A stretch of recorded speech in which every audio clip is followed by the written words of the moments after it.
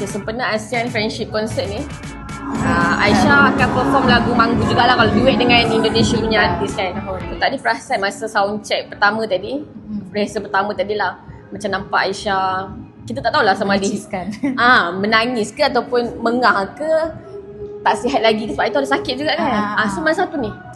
Mana satu ni kita nak tanya. Sebenarnya Alhamdulillah apabila Aisyah join untuk ASEAN Friendship Concert ni, Alhamdulillah dah diberikan kesihatan yang kiranya maksimum lah. Alhamdulillah yang sampai semua dah settle last week. So terus sihatkan diri, preparing for this concert. So tadi sebenarnya apa yang jadi kat Mama tu sebab Mak pernah relate lah situasi di mana. Patutlah Syinya nangis tadi. Nangis lah. Tapi I memang daripada first lagu Mangu tu keluar, Okay. it's one of my favorite in the Spotify playlist tu. Memang setiap hari, almost setiap hari pergi kerja I akan dengar lagu Mangu. Sambil tu nangis lah. Hanya Tuhan yang tahu. So memang Siapa yang sakitkan hati dia?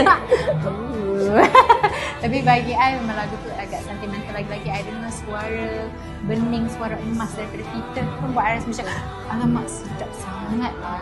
So opportunity boleh berduet dengan dia dengan lagu one of my favourite tu yang buat I rasa macam sebab dan juga sebab lirik dia lah pastinya. Okay, bukan kata sebab condition tak elok lagi, bukanlah sebab menghayati.